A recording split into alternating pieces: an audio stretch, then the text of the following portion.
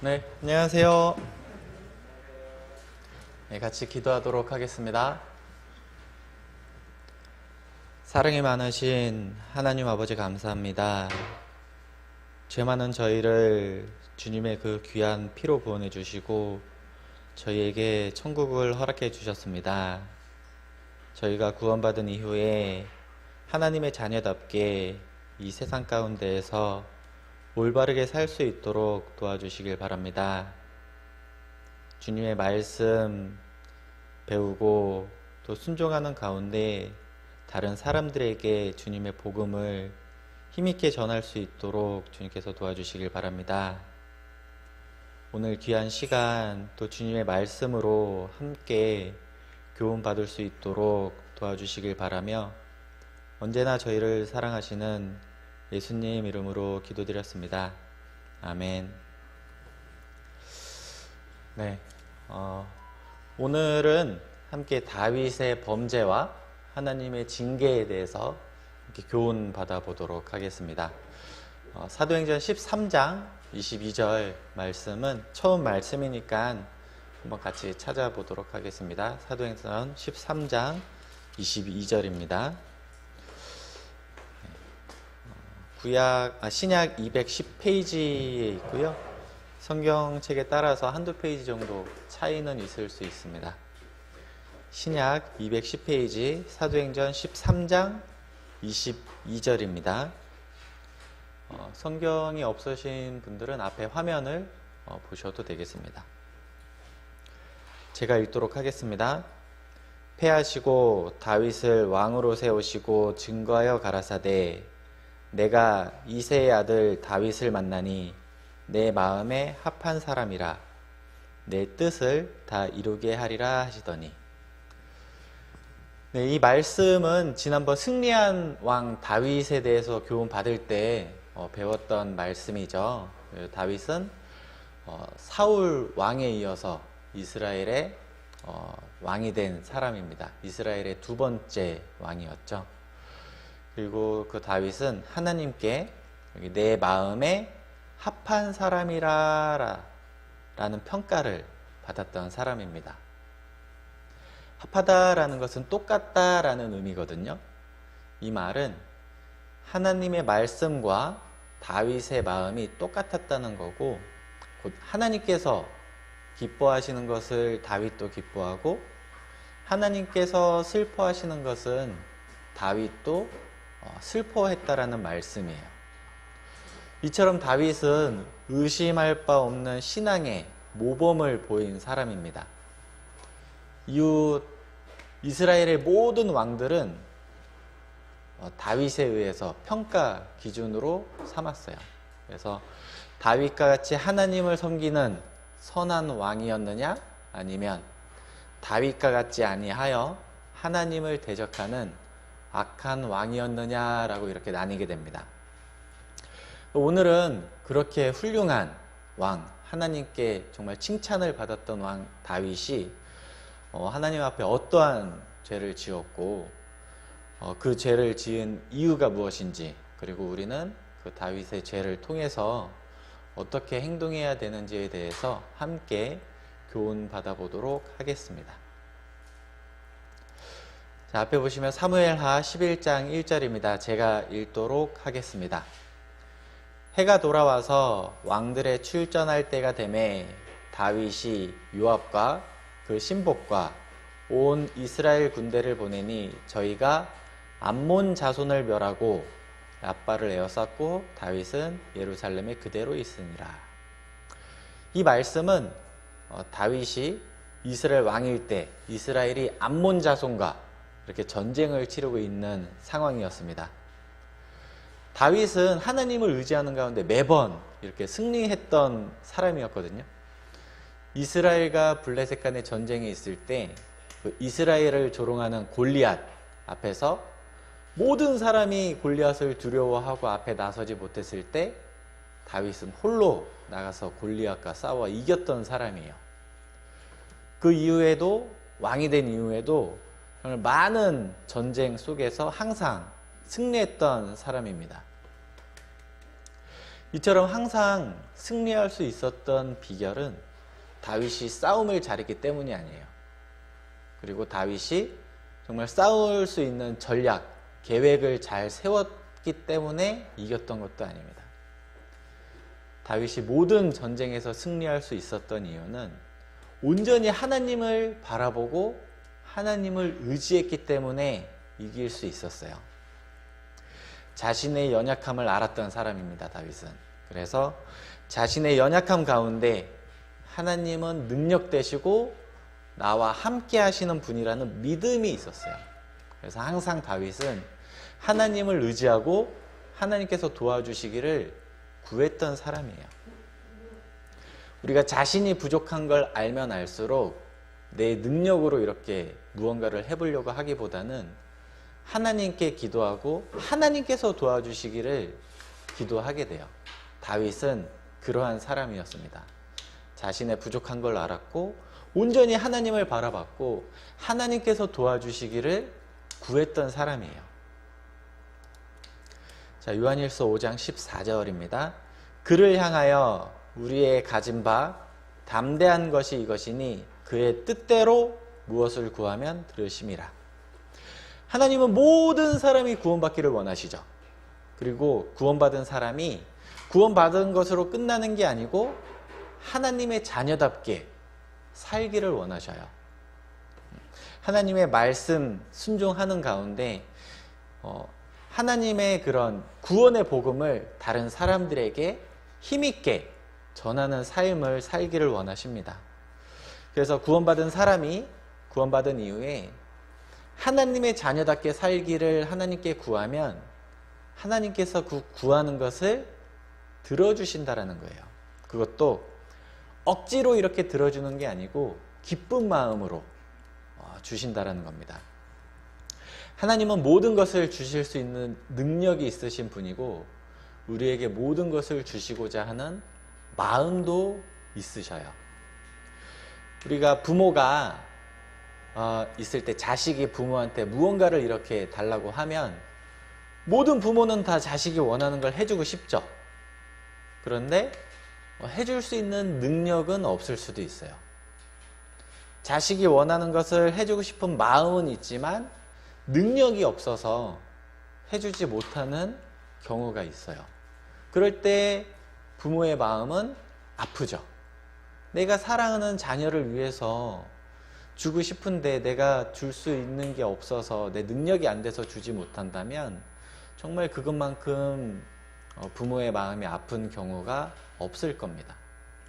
하지만 하나님께서는 모든 것을 주실 수 있는 능력이 있으신 분이셔요. 하지만 구원받은 사람이 하나님께 구하지 아니함으로 받지 못하는 경우가 있어요. 그래서 구원받은 사람은 항상 하나님께 하나님 뜻대로 살고자 하는 마음으로 구해야 되고 그 구했을 때 간절한 마음으로 구했을 때 하나님께서는 그 원하는 것들을 모두 들어주시겠다라고 약속을 하셨습니다. 자, 그래서 다윗은 하나님 말씀대로 구하고 하나님께 많은 것을 정말 받으면서 살았던 사람이에요. 그것 때문에 하나님 마음에 합한 사람이라, 내 마음에 합한 사람이라 라는 평가를 받을 수 있었던 사람입니다. 자, 그런데 처음 읽었던 말씀 사무엘하 11장 1절입니다. 다시 읽도록 하겠습니다. 해가 돌아와서 왕들의 출전할 때가 되매 다윗이 요압과 그 신복과 온 이스라엘 군대를 보내니 저희가 암몬 자손을 멸하고 랍바를 에워쌌고 다윗은 예루살렘에 그대로 있으니라. 다윗은 예루살렘에 그대로 있으니라. 네. 정말 하나님 앞에 바른 모습이었던 다윗이 이 말씀에서는 예루살렘에 그대로 있었어요. 이스라엘 다른 많은 백성들이 암몬 자손과의 전쟁에 한참 목숨 걸고 싸우고 있는데 다윗은 이 전쟁에 함께 출전하지 않고 예루살렘 성에 그대로 있었다라고 나와요. 다른 사람은 목숨 걸고 이스라엘을 위해서 자기 가족을 위해서 싸우고 있었죠. 근데 다윗만은 왕으로서 당연히 전쟁터에 나가 있었어야 함에도 전쟁터에 나가지 않고 있었어요. 전쟁터에 나가지 않은 다윗은 예루살렘 성에서 무엇을 하고 있었을까? 네, 한가롭게 낮잠을 자고 있었습니다. 사무엘하 11장 2절입니다.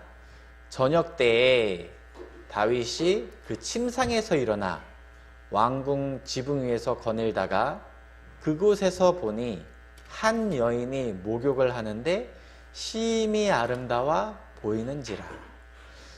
낮잠을 자고 낮에 이제 날이 서늘할 때 저녁 때 일어난 거예요. 그래서 일어나서 왕궁 지붕을 거닐고 있었는데, 네, 이스라엘은 왕궁이 지대 높은 곳에 있었어요. 그리고 왕궁의 그 지붕이 이렇게 평평하게 되어 있었습니다. 그러니까 왕궁 지붕을 이렇게 거닐기가 되게 좋게 되어 있었던 거죠. 그리고 반면 이제 평민들이 사는 지역은 지대가 낮은 곳에 이렇게 위치해 있었기 때문에 왕궁 높은 곳에 있는 왕궁 옥상을 이렇게 거닐면서 마을을 들여다보면 마을이 한눈에 다 이렇게 들여다보이는 그런 구조였어요. 그래서 다윗 왕이 왕궁 지붕을 거닐다가 보니까 백성들이 뭐 하면서 지내고 있나 하고 봤더니 한 여인이 목욕을 하고 있는 게 보였습니다. 근데 그것도 심히 아름다워 보였어요. 그러니까 이렇게 집을 둘러보는데 어떤 한 집에 여자가 목욕하고 있는 게 보였어요. 목욕하고 있는 게 보면 어이쿠 하고 이렇게 눈을 다른 데도 돌린 게 아니고 이렇게 자세히 본 거죠. 자세히 보니까 그 목욕하는 여인의 모습이 너무 아름다워 보였던 겁니다. 이스라엘은 목욕탕 자체가 이렇게 앞뒤 좌우는 막혀 있어요. 근데 위는 좀 뚫려 있는 구조입니다. 그러니까 위에서 이렇게 보면 보이는 거예요. 네.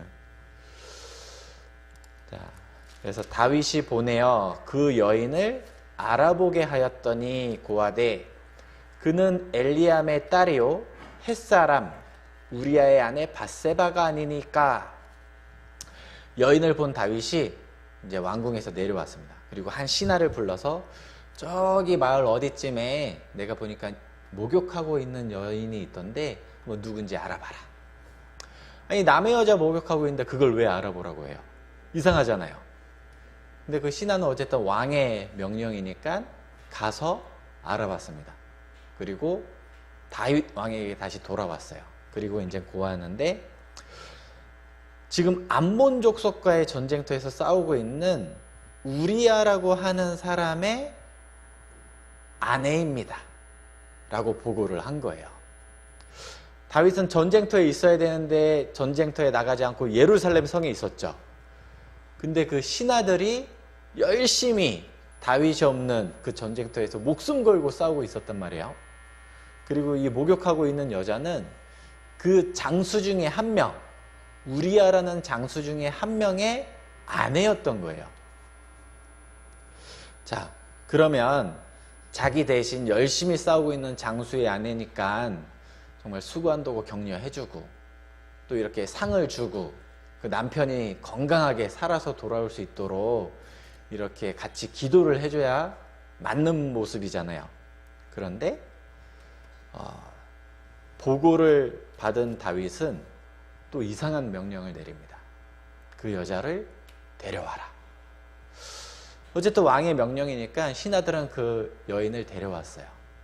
그랬더니 뻔히 이제 남편 있는 여자인 걸 알았잖아요. 우리아라는 장수의 아내인 걸 알았는데 다윗이 이 아내 밧세바와 동침을 합니다. 간음죄를 저지른 거죠. 그리고 여인을 집으로 돌려보냈어요. 시간이 지나자 여자가 이제 느끼기에 임신한 것이 느껴졌어요. 자, 사무엘하 11장 5절입니다.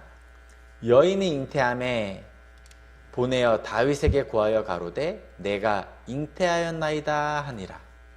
임신했다라는 거거든요.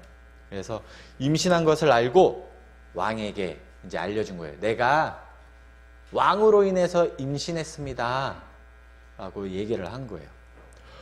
이 소식을 들은 다윗은 큰일 났습니다. 네. 이스라엘은 하나님께서 이스라엘 사람들에게 지키라고 주신 법이 있어요. 율법이죠. 그 율법에는 간음죄를 저지른 사람은 누구든지 지위고하를 막론하고 높은 사람이든 낮은 사람이든 상관없이 죽여라. 간음죄를 저지른 사람은 돌로 쳐 죽이라고 이렇게 말씀을 하셨어요. 왕이든 제사장이든 아무런 그냥 평민이든 상관없습니다. 하나님의 법은 그 사람의 높고 낮음에 상관없어요. 죄를 저지른 사람은 다 죽어야 돼요. 자, 오히려 왕이나 이런 제사장, 백성들보다 높은 위치에 있는 사람은 더 선하게 살아야 될 의무가 있죠.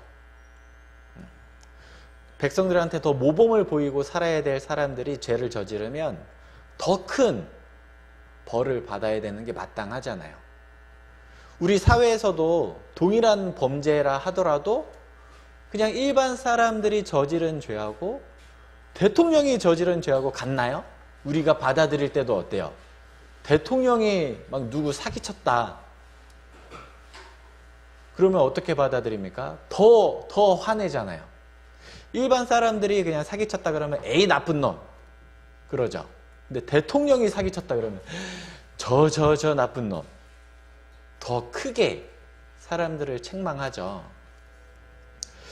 네, 이런 높은 위치에 있는 사람들은 죄를 지으면 그것이 자기들의 죄로만 끝나는 게 아니고 그 사회 전반에 사람들한테 악영향을 미치게 돼요.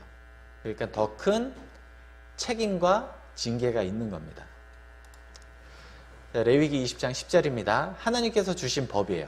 누구든지 왕이나 제사장이나 누구든지 남의 아내와 간음하는 자, 곧 그 이웃의 아내와 간음하는 자는 그 간부와 음부를 반드시 죽일지니라 라고 말씀을 하셨어요. 그러니까 이 밧세바가 임신한 걸 들은 다윗은 마음이 다급해졌죠. 이 율법에 의하면 나는 돌로 쳐 죽임을 당해야 되잖아요. 그래서 자신이 간음죄 저지른 것을 감춰보려고 꾀를 냈어요. 한참 고민한 겁니다. 이걸 어떻게 숨기지? 이거 어떻게 좀 죄 안 저지른 것처럼 넘어갈 수 있을까? 많은 고민을 하고 꾀를 냈습니다. 그리고 전쟁터에 싸우고 있는 우리아를 불러왔어요. 한참 전쟁 중인 군인을 전쟁터에서 이탈해서 데려오는 거는 사실 쉽지 않은 명령이거든요. 그리고 일반 병사도 아니고 많은 군사를 거느리고 있는 장수잖아요. 어쨌든 근데 왕의 명령이니까 우리아가 전쟁터에서 이탈해서 다윗 왕에게 이렇게 나와왔어요.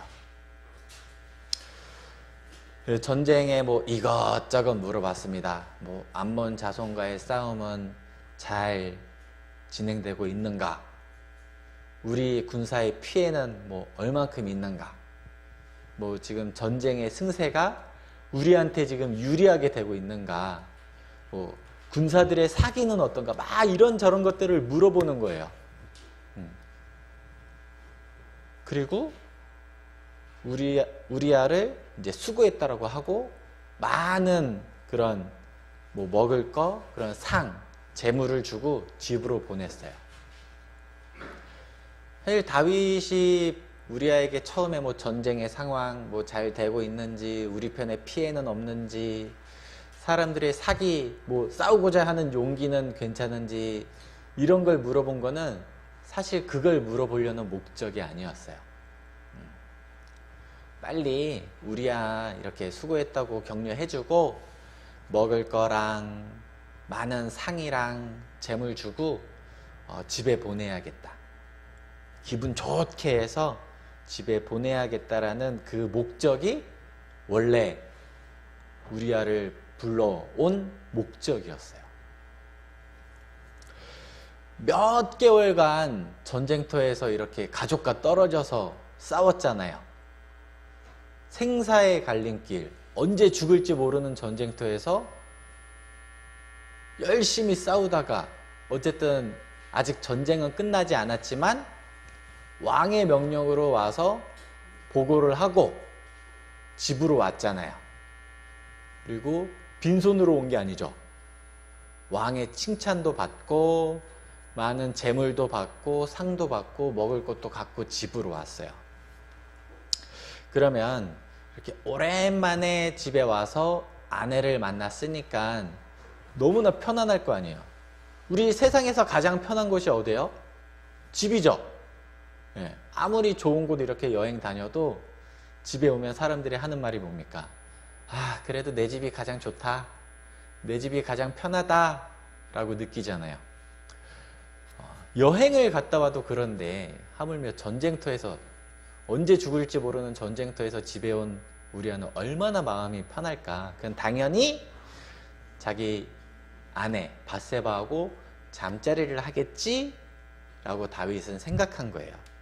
그러면은 밧세바가 지금 임신한 게 나 때문에 임신한 게 아니고 우리아로 인해서 임신했다라고 생각하겠다. 그러면 나는 가늠한 게 아무도 모르게 숨겨지겠구나 라고 생각을 한 거예요. 다윗이 정말 많은 고민 끝에 꾀를 내서 이렇게 실행한 겁니다. 그런데 이 우리아는 군인 정신이 아주 충실한 사람이었어요. 아주 군인 정신으로 가득 차 있는 사람이었어요. 그래서 왕이 이렇게 보냈지만 아니 내 상관과 내 동료 나와 함께 목숨을 걸고 싸우고 있는 사람들이 전쟁터에서 언제 죽을지 모르는 상황 속에서 이스라엘 내 나라를 위해서 내 가족을 위해서 싸우고 있는데 어떻게 나 혼자 집에 가서 편하게 쉴 수 있겠느냐라고 생각을 한 거예요. 다른 사람들은 막 이렇게 죽음의 갈림길에서 싸우고 있는데 나만 혼자 편하게 집에 가서 내 아내와 이렇게 쉴 수 없다. 내 양심이 허락하지 않는다라고 이렇게 생각한 겁니다. 그래서 왕이 집에 가서 쉬라고 이렇게 보냈지만 우리아는 집에 가지 않았어요. 그리고 그 군인들이 함께 자는 곳, 그 불편한 곳에서 함께 잠을 잤어요. 잠을 자면서 생각했죠. 내가 빨리 전쟁에 합류해서 내 동료들, 내 상관들 같이 목숨 걸고 싸워서 이 승리 누리고 이 전쟁을 빨리 끝내야겠다 라는 굳은 다짐을 한 겁니다. 자, 근데 사무엘하 11장 9절입니다. 제가 읽겠습니다. 우리아는 집으로 내려가지 아니하고 왕궁문에서 그 주의 신복들로 더불어 잔지라. 네, 정말 대단한 사람이죠. 훌륭한 사람이잖아요. 우리 같으면 이렇게 전쟁터에서 와서 왕이 또 칭찬도 해주고 상도 주고 집에서 쉬어라 라고 하면 몇 개월 만에 와서 가족 아내도 보고 좀 쉬다가 다시 전쟁터에 가서 싸울 법도 한데 안 갔어요. 우리아는 내가 빨리 이 군인들과 같이 자고 빨리 전쟁터에 합류하고 싶다. 이 우리아의 모습을 본 신하가 다윗 왕에게 이 사실을 알려줬습니다. 왕이시여, 전쟁터 암몬 자손과의 전쟁터에서 돌아온 우리아가 집에 안 갔습니다. 왕께서는 집에 가서 쉬라고 많은 상과 재물과 이렇게 같이 보냈지만 우리아는 집에 가지 않고 저기 군사들 자는 곳에서 함께 잠을 잤습니다. 그리고 이제 다시 전쟁터에 가려고 준비를 하고 있는 것 같습니다. 라고 보고를 한 거예요. 그랬더니 다윗이 더 다급해졌죠. 자기 생각대로면 우리아는 지금 집에 가서 밧세바와 하룻밤 이렇게 보내고 다시 전쟁터로 보내려고 했는데 집에 안 갔잖아요. 우리아하고 동침도 안 했잖아요. 그럼 지금 임신한 게 우리아로 인해서 임신한 게 아닌 거잖아요. 그러면 나 간음죄 저지른 게 들통나겠다 마음이 너무 다급해졌습니다. 그래서 우리아를 다시 불렀어요. 전쟁터에 바로 이렇게 가려고 하는 우리아를 보내서 다시 큰 잔치를 베풀어 줬습니다. 그리고 술을 잔뜩 마시게 했어요. 왜 술을 마시게 했을까요? 우리가 보통 술 마시면 어떻게 되나요?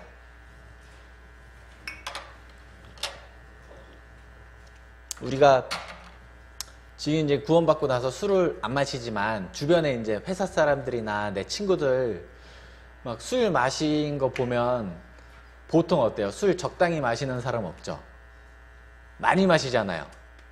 다윗도 우리아를 술을 잔뜩 마시고 보냈잖아요. 술을 잔뜩 마시면 사람들이 해롱해롱해요. 이렇게 막 처음에는 사람이 술을 한 잔, 두 잔 마시는데 점점 마시다 보면 이제 사람이 술을 마시는 건지 술이 사람을 마시는 건지 모르게 자기가 주체할 수 없을 정도로 이제 많이 마십니다. 그러면은 사람이 판단력이 흐려져요. 맞죠? 막 이렇게 평상시에는 자기 절제 이렇게 했던 사람도 이렇게 술을 마시게 되면 절제도 약해지고 자기 기분에 따라서 행동하는 경우가 많죠. 다윗이 그걸 노린 거예요. 우리가 아무리 군인 정신이 가득 차 있고 빨리 전쟁터에 가서 싸우고 싶어 해도 내가 오늘 이렇게 술 잔뜩 마셨으니까 마시우게 했으니까 이번엔 집에 가서 아내 보고 아내랑 동침하겠지? 라고 생각을 한 거예요. 자, 그런데 우리아는 술에 취한 상태에서도 자기 절제가 대단한 사람이었습니다. 그렇게 술을 잔뜩 마셨는데도 집에 안 갔어요. 군인들하고 같이 잠을 잔 거예요. 그리고 빨리 내가 일어나서 다시 전쟁터에 가야지. 그걸 본 신하가 다시 다윗 왕에게 알려줬습니다. 왕이시여, 우리아가 또 안 갔는데요. 어제 술 잔뜩 마시긴 했는데 여전히 안 갔습니다. 그리고 다시 전쟁터에 가서 싸우겠다고 합니다. 다윗이 너무나 답답했습니다. 이 녀석 너무 자기일주가 강하고 너무 충성되다. 안 되겠다. 내가 이 우리아를 통해서는 내 간음죄를 숨길 수가 없겠구나. 그렇다면 어쩔 수 없다 하고 우리아를 전쟁터로 보냈어요. 근데 그냥 보낸 게 아니고 우리아에게 편지 한 통을 쓰게 해서 그걸 우리아의 상관 요압 장군에게 편지를 전해주라고 했어요. 자, 그 편지에 무슨 내용이 있었을까? 사무엘하 11장 15절입니다. 제가 읽겠습니다. 그 편지에 써서 이르기를 너희가 우리아를 맹렬한 싸움에 앞세워 두고 너희는 뒤로 물러가서 저로 맞아 죽게 하라 하였더라. 우리아를 한참 전쟁 싸우고 있는 맹렬한 싸움에 앞세워 두라는 거예요. 앞세워 두라는 것은 이스라엘과 암몬 자손이 싸우는 가장 최전방, 가장 위험한 곳이죠. 거기에 우리아를 싸우게 해라. 근데 그 싸우게만 한 게 아니고 최전선에서 열심히 싸우고 있을 때 우리아를 제외한 나머지 군사들은 뒤로 물러가게 한 거예요. 그러면 어떻게 되겠어요? 이 편지의 내용은 무슨 내용입니까? 한참 싸우고 있는데 우리아만 빼고 다 뒤로 빠지면 암몬 자손하고 우리아 그 다음에 몇 명 사람만 싸우고 있겠죠. 수적으로 상대가 안 되잖아요. 이 말은 결국 암몬 자손들에 의해서 우리아를 죽게 하라라고 한 거예요. 우리아는 이 편지를 갖고 가면서 이 편지에 무슨 내용이 들었는지 알까요? 모를까요? 모르겠죠.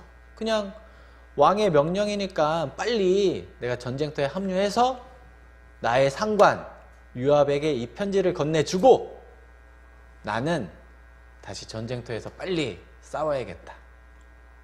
이 전쟁을 빨리 끝마쳐야겠다. 그리고 내 사랑하는 가족에게 돌아가야겠다라고 생각을 한 거예요.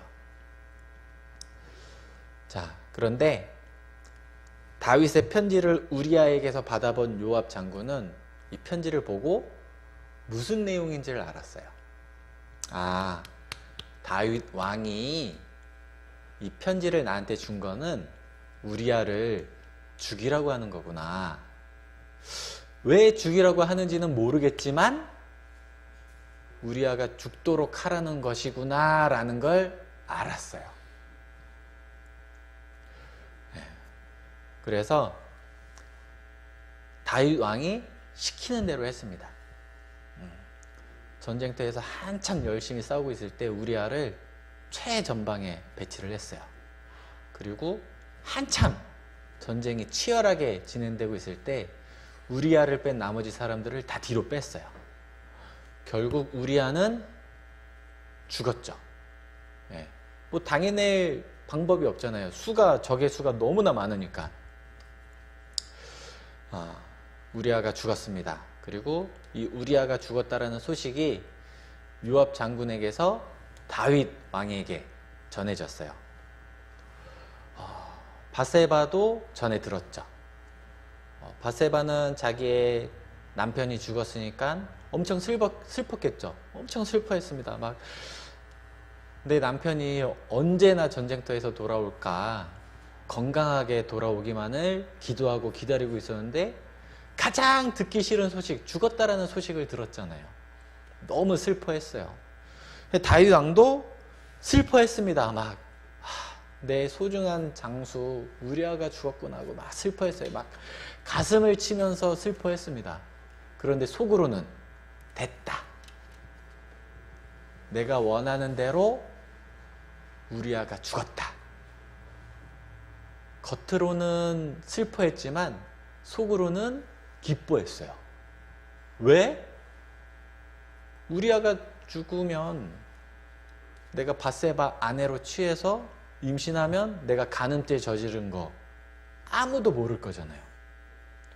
하나님께서는 간음죄를 저지른 사람은 왕이든 제사장이든 평민이든 그 지위가 높든 낮든 다 돌로 쳐 죽이라고 해서 난 죽어야 되는데 내 간음죄를 아무도 모르게 숨길 수 있겠다 라고 생각을 한 겁니다. 그래서 빨리 이제 우리아의 아내 밧세바를 자기 아내로 맞이했어요. 그랬더니 밧세바가 임신했어도 사람들은 전혀 모르는 거예요. 왕이랑 이제 혼인했으니까 왕에게서 임신했구나, 아기를 뱄구나, 자연스럽게 그냥 넘어간 것처럼 보였습니다. 자, 사무엘하 11장 27절입니다. 제가 읽도록 하겠습니다. 그 장사를 마침에 다윗이 보내어 저를 궁으로 데려오니 저가 그 처가 되어 아들을 낳으니라. 다윗의 소위가 여호와 보이시기에 악하였더라. 밧세바를 처로 맞이하고 아들까지 낳았죠. 아무런 문제가 없는 것처럼 보였습니다. 근데 이 모습이 여호와 보시기에 악하였더라. 하나님 보실 때 악한 모습이었어요. 다윗은 처음에 문제가 어디였을까요? 암몬 자손과의 이스라엘과의 전쟁에 나가지 않았어요. 왕궁에서 편하게 있으면서 게으름을 폈죠. 있어야 될 곳을 지키지 못한 게 시작입니다. 그리고 느즈막하게 이제 날이 서늘할 때 일어나서 왕궁 지붕을 거닐면서 목욕하고 있는 한 여인을 봤죠. 근데 그냥 보고 빨리 이렇게 눈을 돌린 게 아니었죠. 자세히 봤어요. 그리고 본 것에서 끝나지 않고 그 여자를 알아보게 했죠. 알아봤을 때 우리아라는 장수의 아내라는 걸 들었죠. 그럼 거기서 멈췄어야 되잖아요. 아, 그렇구나. 근데 다윗은 그 바세바를 데려오기까지 했습니다. 그리고 동침을 했죠. 자기 있어야 될 장소를 지키지 않았고, 간음하는 여자를 받고, 알아봤고, 데려왔고, 간음죄를 저질렀죠. 죄가 점점 커지죠.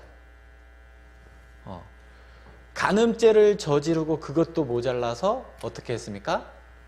우리아를 죽이기까지 했어요. 그리고 아무 일 없는 것처럼 살아갔습니다. 우리가 10계명 중에 하나님께 대한 계명 4가지를 빼면 가장 먼저 있는 계명이 내 부모를 공경하라예요. 그 다음에 살인하지 말라, 간음하지 말라. 그만큼 살인죄와 간음죄는 하나님 보실 때 굉장히 큰 죄입니다. 근데 다윗은 간음죄도 저질렀죠. 그리고 살인죄도 저질렀어요. 그리고 아무 일 없는 듯이 살아갔습니다. 그 모습 속에서 하나님을 무시하는, 모독하는 죄까지 저지른 거예요. 마귀가 우리를 유혹하는 방법, 우리를 죄를 짓게 하는 방법이 이와 같아요. 작은 죄부터 서서히 점점 큰 죄를 짓도록 유혹합니다. 자, 우리가 큰 나무에 불을 붙이려면 처음부터 그 나무에 불을 붙이면 불이 잘 붙을까요? 잘 안 붙어요. 이렇게 큰 통나무에 불을 붙일 때는 바로 이렇게 불을 붙이면 한참 동안 해야 되고 힘들어요. 근데 큰 통나무에 불을 붙이는 방법이 있습니다. 먼저 여기 보신 대로 처음 이제 마른 낙엽이나 뭐 기다란 풀, 마른 풀 같은 거, 이것들을 모아요. 그리고 뭐 솔방울, 뭐 고사리, 이런 마른 것들, 작은 것들 막 모아놔요. 그리고 거기에 불을 붙이면 얘네는 작은 불로도 쉽게 불이 붙어요. 그리고 이 위에 이제 불이 붙으면 그거보다 더 큰 것들, 나무 토막을 이제 올려놔요.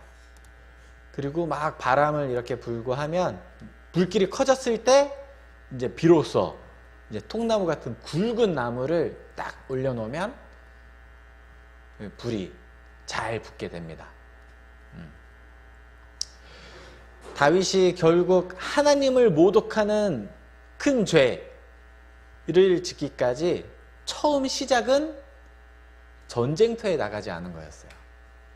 전쟁터에 나가지 않은 거, 왕이면 당연히 전쟁터에 나가서 앞장서서 싸워야 되는 거는 맞지만 왕이 전쟁터에 나가지 않은 거 막 그렇게 큰 책망받을 죄일까? 라고 생각할 수도 있어요. 그런데 이 죄가 점점 커져서 결국은 간음죄를 저지르고 살인죄를 저지른 거예요. 그리고 하나님을 무시하는, 모독하는 죄까지 저지른 겁니다. 우리가 그리스도인이 처음부터 큰 죄를 짓지는 않죠. 처음부터 막 누구 살인 아니면 뭐 사기치거나 이런 죄를 저지르지 않아요. 하지만 우리가 이 다윗 왕처럼 있어야 될 곳을 잊지 않으면 그것이 곧 죄의 시작이 되는 거예요. 우리가 있어야 될 곳이 어디입니까? 우리가 있어야 될 곳은 말씀이 전해지는 곳에 우리가 있어야 돼요. 그리고 교제가 있는 곳에 우리가 있어야 됩니다. 형제 자매들이 마음 모아서 봉사하는 곳에 내가 있어야 돼요. 그런데 있어야 될 곳에 있지 않으면 그 작은 죄가 나를 점점 더 큰 죄로 이렇게 이끌게 돼요. 그래서 우리는 작은 죄, 적은 죄를 작다고 무시하는 게 아니고 그 작은 죄를 무서워해야 되거든요. 그 작은 죄를 두려워하고 조심해야 돼요. 자, 갈라디아서 5장 9절입니다. 제가 읽도록 하겠습니다. 적은 누룩이 온 덩이에 퍼지느니라. 적은 누룩이 온 덩어리에 퍼지는 것처럼 이건 괜찮겠지 하는 마음이 나의 온 생활 가운데 퍼지게 돼요. 작은 거 하나를 허용하게 되면 그거보다 더 큰 거를 허용하게 되고 점점점 큰 죄를 허용하게 되면서 결국은 큰 죄를 짓게 되는 거예요. 지어도 괜찮은 죄는 없거든요. 우리가 큰 돌도 물에 놓으면 가라앉죠. 그런데 작은 모래 알갱이도 물속에 넣으면 가라앉는다라는 것을 우리는 알아야 됩니다. 큰 죄 당연히 하나님 앞에 심판받을 죄예요. 근데 작은 죄도 하나님께는 죄고 심판받을 죄라는 걸 알아야 돼요. 내가 홀이라도 남김이 없이 다 갚기 전에는 결탄코 거기서 나오지 못하리라 라고 말씀을 하셨어요. 사람이 구원받을 때 작은 죄라도 있으면 지옥 가잖아요. 구원받은 사람에게 작은 죄가 있으면 하나님 앞에 책망받는 죄입니다. 네. 그래서 이 아무렇지도 않게 살아가는 다윗에게 하나님께서 나단 선지자를 보내셨어요. 나단 선지자를 보내고 나단 선지자에게 할 말을 알려주셨어요. 그래서 나단 선지자가 다윗에게 가서 아무렇지도 않은 듯 이렇게 인사를 했습니다. 왕이여 평안하십니까? 그러면서 한 마을 이야기를 합니다. 한 마을에 부자가 있고 가난한 사람이 있습니다. 부자는 양과 소가 굉장히 많고 가난한 사람은 작은 암양 하나 이렇게 기르고 있었습니다. 그런데 그 가난한 사람에게 있는 이 양 한 마리, 작은 암양 새끼 한 마리는 이 가난한 사람이 먹으려고 키우는 게 아닙니다. 자기 딸처럼 정말 애지중지 키우는 아주 소중한 암양이었습니다. 어느 날 행인이 부자에게 찾아왔습니다. 손님이 찾아온 거죠. 부자가 자기 많은 양과 소 중에서 한 마리 잡아서 그 행인을 대접한 게 아니고 이 가난한 사람한테 있는 암양 한 마리 이거를 뺏어서 그 손님을 대접했다고 합니다. 다윗이 그 얘기를 듣고 불같이 화를 냈어요. 아니 그런 사람이 있냐? 그 사람은 마땅히 죽어야 된다. 그 사람은 그 가난한 사람한테 4배나 갚아줘야 한다. 불같이 화를 낸 거예요. 다윗 왕의 그 모습을 딱 보고 나단 선지자가 다윗을 이렇게 노려보고 말했습니다. 당신이 그 사람이라. 당신이 그 부자와 같은 사람이다. 당신한테는 아내와 첩도 그렇게 많은데 우리아에게 있는 한 명의 아내를 왜 뺏었냐? 그리고 왜 우리아를 죽도록 내버려 뒀냐? 죽게 했냐? 다윗 왕을 지적한 겁니다. 죄를 지적한 거예요. 다윗 왕은 두려웠어요. 아무도 모를 거라고 생각했는데 드러났잖아요. 하나님을 통해서 그 죄가 드러났잖아요. 다윗은 하나님 앞에서 너무나 두려워서 벌벌 떨었어요. 자, 전도서 12장 14절을 보면 하나님은 모든 행위와 모든 은밀한 일을 선악간에 심판하시리라 라고 하셨어요. 사람을 지으신 하나님, 모든 것을 아시는 하나님께서 우리의 모든 것들을 알고 계셔요. 우리는 아무도 모를 거라고 생각하고 행동하지만 하나님께서는 모든 것을 보고 계시고 알고 계셔요. 그런데도 하나님 앞에 숨길 수 있다고 생각하고 죄를 지어놓고 아무렇지 않은 척 이렇게 살아가는 모습이 오히려 하나님 앞에 더 책망받을 모습인 거예요. 우리 자녀가 부모님한테 이렇게 뭐 잘못했어요. 근데 부모가 뻔히 그거 알아요. 근데 자녀가 부모님한테 저 안 그랬어요. 저 아니에요. 제 동생이 그랬어요. 막 이러면 부모님 마음이 어때요? 화나죠? 그 자녀가 죄를 저지른 것도 화나지만 더 크게 화가 나는 건 나를 속이고 있다라는 거예요. 부모인 나를 속이고 다른 사람 핑계대는 게 더 화가 나죠. 부모가 원하는 모습은 죄를 지었을 때 저 이러이러한 잘못했어요. 다시는 그러지 않을게요 라고 용서를 구하는 게 부모가 원하는 마음이에요. 그런데 그걸 아닌 척 거짓말하고 숨기려고 그러면 그게 더 크게 혼날 이유가 되죠. 하나님은 모든 것을 보고 계셔요. 근데 이렇게 생각하면 하나님 너무 무서운 분이에요. 하나님 너무 두려워요. 네, 맞아요. 하나님 두려운 분이셔요. 하나님은 죄를 조금도 용납하지 않으셔요. 하지만 하나님은 우리의 죄만 그렇게 숨김없이 보시는 게 아니에요.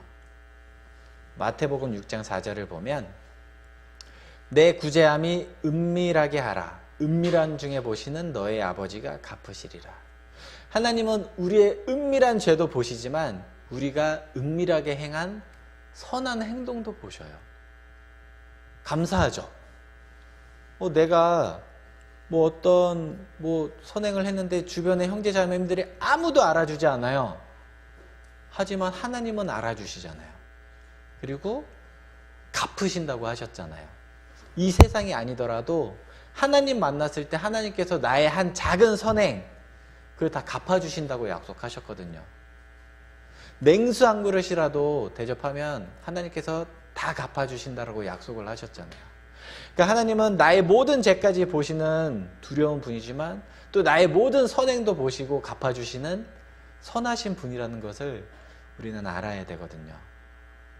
그래서 우리는 누가 나의 모습을 보든 안 보든 죄를 멀리하고 선한 일을 행하도록 노력해야 됩니다. 자, 여기서 어쨌든 다윗은 자신의 죄가 드러나자 하나님께 두렵고 또 나의 죄성으로 인해서 슬펐어요. 다윗은 그 전까지 하나님께 합한 사람이라는 평가를 받았던 사람이잖아요. 내가 왜 이런 죄를 지었을까? 나는 하나님 앞에 선하게 살고 싶은데 내가 왜 이런 죄를 지을 수밖에 없었을까? 내가 어떻게 이런 악한 죄를 지을 수 있었을까? 너무 마음이 아팠어요. 그래서 막 하나님의 말씀을 묵상하다가 하나님께서 알려주심으로 깨달았어요. 그리고 기록한 게 시편 51편입니다. 시편 51편 5절에 보면 내가 죄악 중에 출생하였으며 모친이 죄 중에 나를 잉태하였나이다. 내가 날 때부터 죄인이구나. 내가 어머니 뱃속에서 태어날 때부터 죄인이었고 내가 어떻게 선하게 살려고 해도 죄인으로 살 수밖에 없구나. 그렇기 때문에 나는 하나님의 새 생명을 받아야만 내가 선하게 선한 일을 할 수 있겠다. 하나님의 도우심이 없이는 내가 결코 하나님 나라에 갈 수가 없구나라는 걸 깨달은 거예요. 그리고 하나님께서 나단 선지자를 통해서 다윗 왕의 죄를 드러나게 한 건 다윗을 무조건 징계하고 벌 주시기 위해서만은 아니에요. 그 죄를 돌이키고 하나님께 더 가까이 나아오도록 하기 위해서 그 죄를 드러나게 한 거예요. 이 죄를 돌이키지 않으면 다윗은 하나님 앞에 올 수가 없잖아요. 하나님은 죄가 없으신 분인데 죄가 있는 다윗이 하나님께 오는 걸 용납할 수가 없죠. 그러니까 회개하고 더 하나님께 가까이 오도록 하기 위해서 그 죄를 드러나게 하셨어요. 시편 51편 8절입니다. 나로 즐겁고 기쁜 소리를 듣게 하사 주께서 꺾으신 뼈로 즐거워하게 하소서. 그리스도인, 하나님의 자녀가 된 사람은 올바르게 살지 못할 때 말씀대로 살지 못할 때 하나님께서 꺾으시는 뼈가 있어요. 징계를 통해서든 하나님께서 나의 행동을 꺾어버리십니다.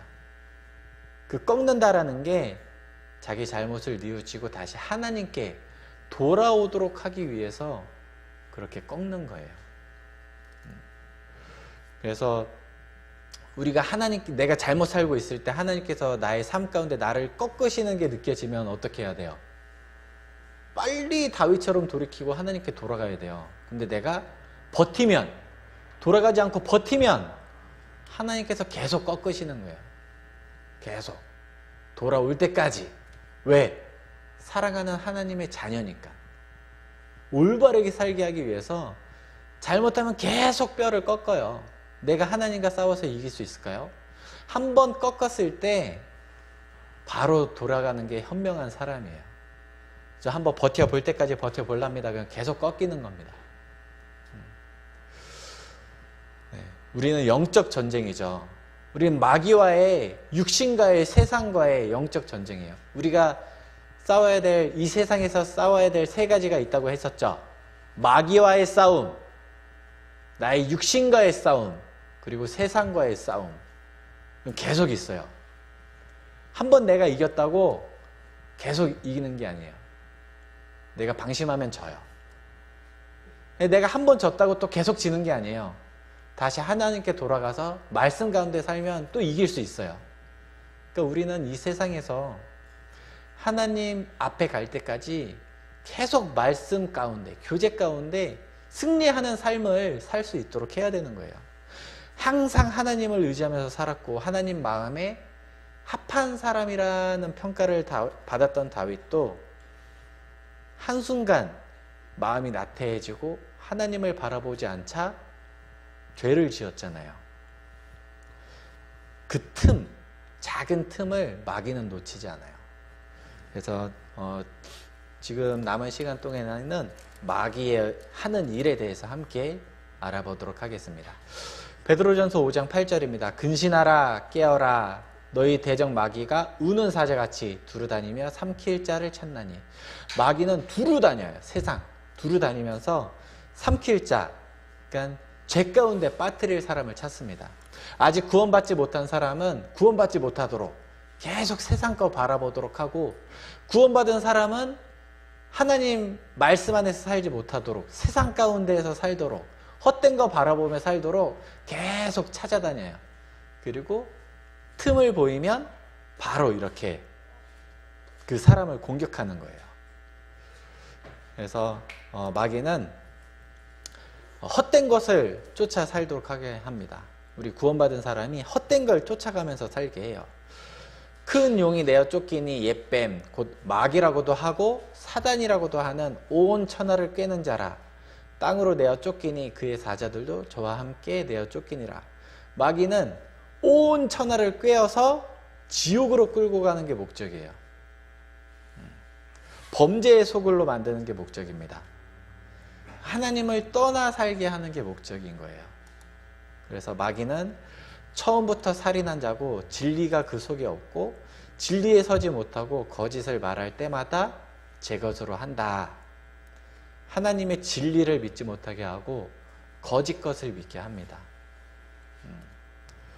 그래서 구원받은 사람은 말씀을 듣지 못하고 계속 세상 것 쫓아가게 살게 하고, 구원받은 사람도 하나님 말씀보다 세상 게 더 크게 느껴지도록 해요.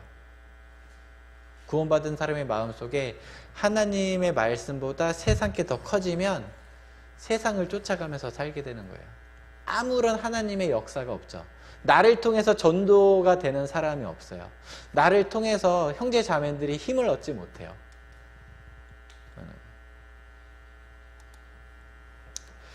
자, 누가복음 8장 12절에 보면 길가에 있다는 것은 말씀을 들은 자니 이 마귀가 와서 그들로 믿어 구원을 얻지 못하게 하려고 말씀을 그 마음에서 빼앗는 것이요. 말씀을 그 사람의 속에서 빼앗는다고 했어요. 마귀는 끈질기게 우리의 신앙생활을 방해합니다. 예수님을 대적했던 마귀가 지금 이 세상 가운데서 없어진 게 아니에요. 지금도 살아 있어서 그 복음을 대적하는 일을 하고 있어요. 어떤 사람이 구원을 받으면 가장 싫어하는 존재가 마귀예요. 그리고 구원받은 사람들이 이렇게 하나 모여서 말씀 배우고 교제하는 걸 가장 싫어하는 존재가 또 마귀예요. 왜? 구원받은 사람이 함께 모여서 교제하는 가운데 하나님께서 함께 하시고 하나님께서 함께 하심으로 인해서 구원받는 역사가 널리 일어나거든요. 그러니까 그걸 마귀가 싫어하는 거죠. 어떻게 해서든지 구원받은 사람이 말씀을 가까이 하지 못하게, 구원받은 사람들이 하나로 모이지 못하게 계속 방해를 하는 겁니다. 데살로니가전서 2장 16절을 보면 우리가 이방인 가운데 이방인에게 말하여 구원 얻게 함을 저희가 금하여 자기 죄를 항상 채움에 노하심이 끝까지 저희에게 임하였느니라. 이 말씀이 옛날이나 지금이나 동일하게 지금 일어나고 있어요. 진리를 대적하는 사람들 속에서 마귀가 끊임없이 대적을 하고 있습니다. 마귀는 쉽게 포기하지 않아요. 끈질기게 매달립니다. 그리고 끈질기게 방해합니다. 이 마귀의 끈기는 보통이 아니거든요. 이 에덴 동산에서 아담과 하와에게 죄를 짓게 했던 마귀, 선악과를 먹게 하도록 하기 위해서 마귀는 오랜 시간 아담과 하와를 지켜봤어요. 딱 지켜보니까 아담은 하나님께 말씀을 직접 받았고 말씀에 대한 확신이 있기 때문에 아담을 통해서는 이 선악과를 먹게 하기 힘들다라는 것을 알았어요. 근데 하와를 자세히 지켜보니까 하나님께 직접 말씀을 받은 것도 아니고 아담을 통해서 말씀을 받았죠. 근데 중요한 게 하와가 말씀에 대한 확신이 없어요. 그래서 하와를 통해서 선악과를 먹게 하고 또 하와를 통해서 아담도 선악과를 먹게 할 수 있겠구나라는 걸 알았어요. 오랜 시간 자세히 관찰했기 때문에 알 수가 있었던 거죠. 그리고 그걸 섣불리 행동하지 않았습니다. 오랫동안 또 기다렸어요. 아담과 하와가 서로 떨어져 있기를.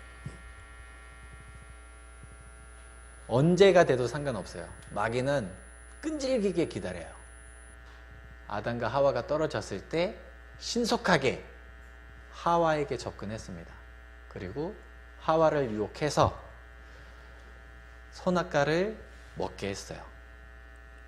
그리고 하와를 통해서 아담에게도 선악과를 먹게 했죠.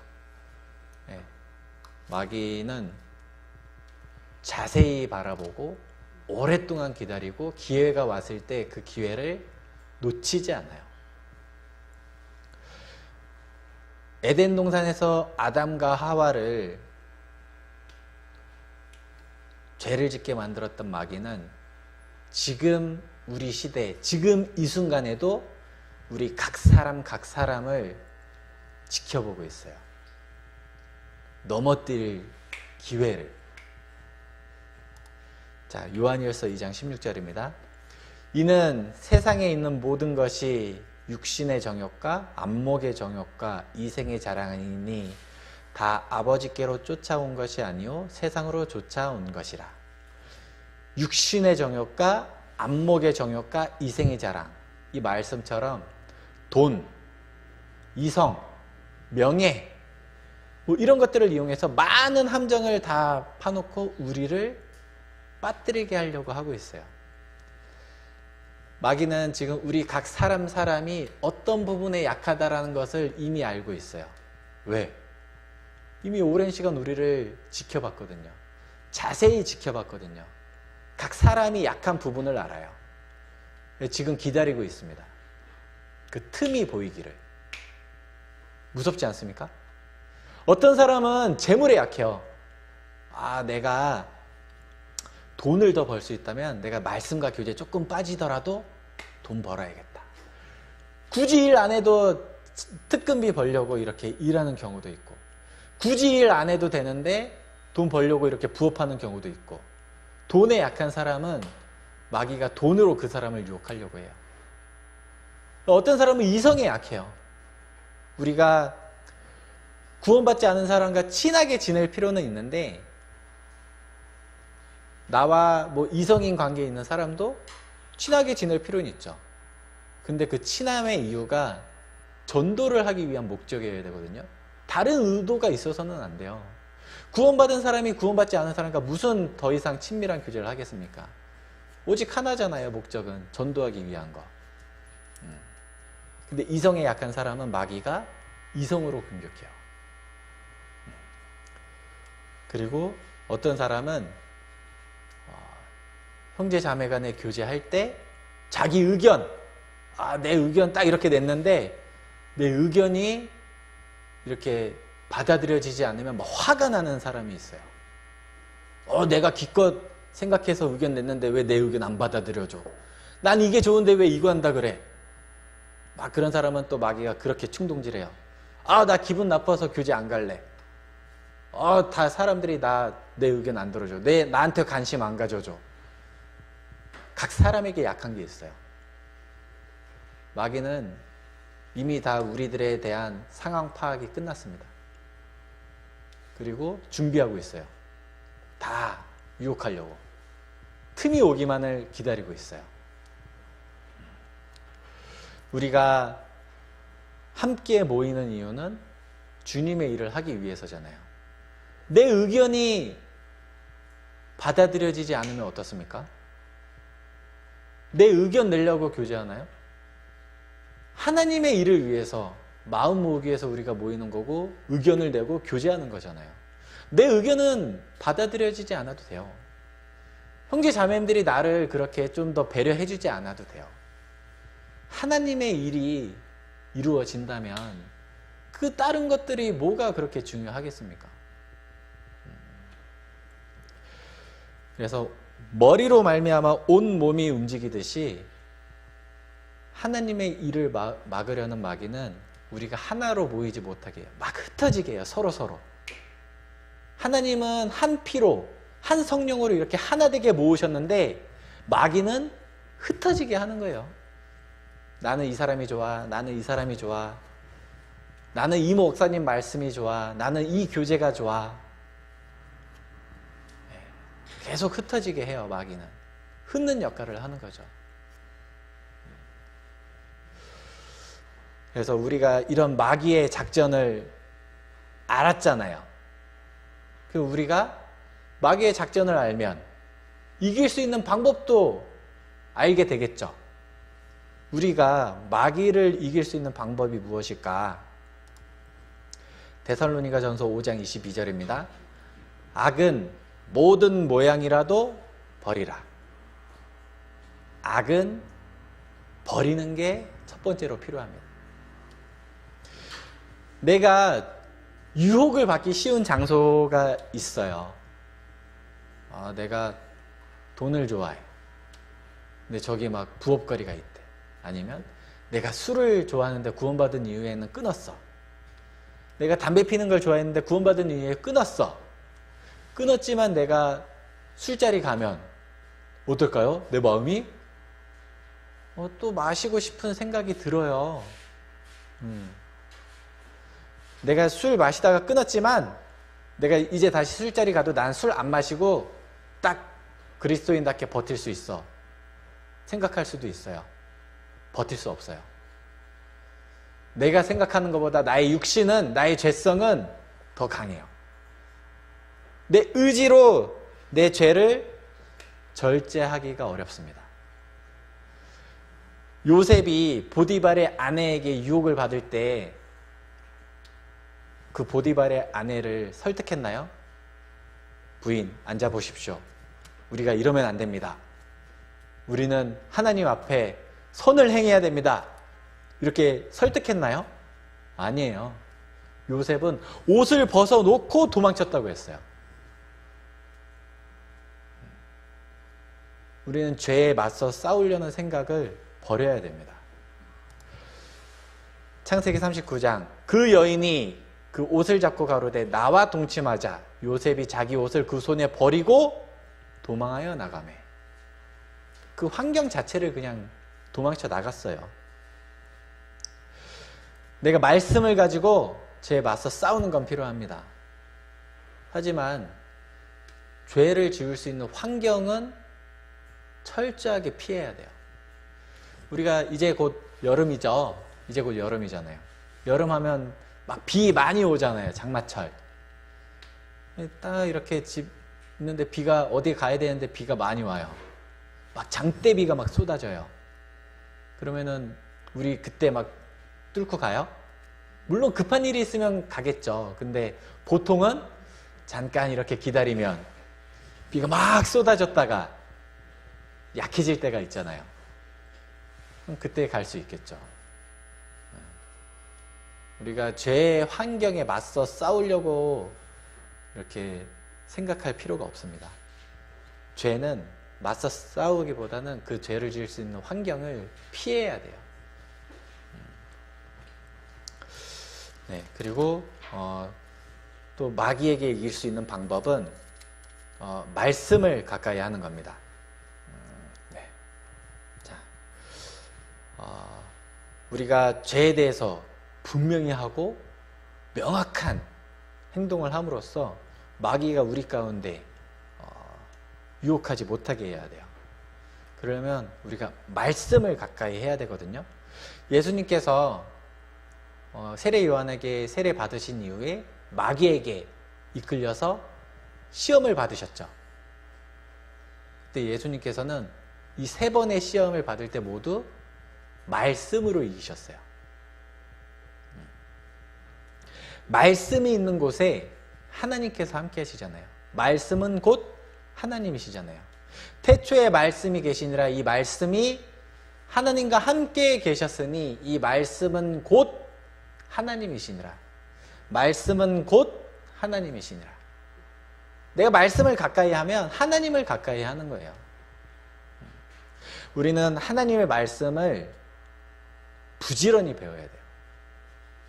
부지런히 배우고 부지런히 암송하고 그 암송한 말씀을 계속해서 무슨 뜻일까를 생각하고 그 말씀을 내 삶 가운데 적용하는 하루하루를 살아야 됩니다. 그러는 가운데 말씀의 힘을 가지고 승리하는 그리스도인의 모습으로 살 수가 있어요. 구원받은 사람이 말씀을 통해서 구원받았는데 신앙생활을 말씀을 멀리하면서 할 수 있을까요? 네. 말씀을 통해서 구원받았으면 말씀을 통해서 신앙생활을 하는 게 정상적인 모습이잖아요. 말씀을 가까이 하는 가운데 우리는 세상에서 이길 수 있고 마귀에게 이길 수 있고 내 육신을 이길 수 있어요. 우리가 구원받은 이후에 세상 가운데 많은 고난이 있죠. 마귀가 주는 고난이 있습니다. 하나님 뜻대로 살고자 하는데 내 육신이 주는 고난이 있어요. 우리가 그 고난 가운데 이기기 위해서는 말씀 외에는 다른 방법이 없어요. 말씀이 이 세상 가운데에서 그리스도인답게 살아가는 힘이 되는 겁니다. 베드로전서 5장 9절입니다. 너희는 믿음을 굳게 하여 저를 대적하라. 이는 세상에 있는 너희 형제들도 동일한 고난을 당하는 줄을 알미니라. 우리가 믿음을 굳게 해서 마귀를 대적하면, 세상을 대적하면, 그리고 육신을 대적하면 고난이 있어요. 근데 그 고난을 이길 수도 있어요. 말씀을 가까이 하면. 말씀을 가까이 하는 사람에게 하나님께서 함께 하시고 하나님 뜻대로 살아갈 수 있는 힘을 주십니다. 다윗이 하나님 앞에 어떠한 평가를 받았죠? 내 마음에 합한 사람이라. 하나님의 마음과 다윗의 마음이 같았다라고 말씀을 하셨잖아요. 정말 사람이 받을 수 있는 최고의 칭찬이잖아요. 우리가 다윗과 같은 삶을 살 수 있습니다. 다윗과 같은 평가를 받도록 해야 돼요. 하나님 마음에 합한 사람, 하나님 뜻에 순종하는 사람이죠. 우리 코로나 때문에 많이 힘드시죠? 개인 건강 정말 조심하시는 가운데 우리가 이렇게 말씀 있고 교제 있을 때는 모여야 돼요. 물론 이제 불가피하게 내 몸이 약간 좀 코로나 약간 전조 증상이 있다거나 그러면 이제 다른 형제 자매님들의 건강을 위해서도 이제 집에서 온라인으로 참여를 할 필요는 있지만 그런 특별한 사유가 아니라면 우리는 함께 모이는 가운데 말씀을 듣고 배우고 교제해야 됩니다. 두세 사람이 모인 곳에 나도 그들 중에 있느니라 라고 말씀을 하셨어요. 우리가 모여서 함께 말씀 배우고 교제할 때 그 가운데 하나님께서 함께 계시는 거예요. 더 크게 역사하시는 하나님을 우리는 모였을 때 경험할 수 있는 거예요. 그리고 더 힘있게 살 수 있는 겁니다. 그래서 그러려면 우리가 각자 개인 건강은 조심하셔야 돼요. 내가 건강했을 때 함께 모일 수 있고 함께 배우고 교제할 수 있습니다. 그래서 힘든 시기이지만 더 힘내시고 이렇게 하나님 앞에 기쁨을 드리는 삶을 살 수 있었으면 좋겠습니다. 제가 기도하고 마치도록 하겠습니다. 사랑이 많으신 하나님 아버지 감사합니다. 저희를 구원해 주시고 하나님의 자녀답게 살 수 있도록 이렇게 귀한 말씀을 교훈케 해주심에 감사를 드립니다. 우리가 이 세상 가운데에서 구별되어 살고 다윗과 같이 하나님 마음에 합한 사람으로 살아갈 수 있도록 주님께서 더욱 도와주시길 바랍니다. 말씀을 더욱 가까이 할 수 있도록 도와주시고 교제를 더욱 사모할 수 있도록 도와주시길 바랍니다. 코로나 상황 속에서도 우리의 건강 지켜주시고 건강한 가운데 더욱 모일 수 있는 우리 형제 자매님들 될 수 있도록 도와주시길 바랍니다. 오늘 남은 시간 동안 주님께서 함께하여 주시길 바라며 언제나 저희를 사랑하시는 예수님 이름으로 기도드렸습니다. 아멘. 네, 수고하셨습니다.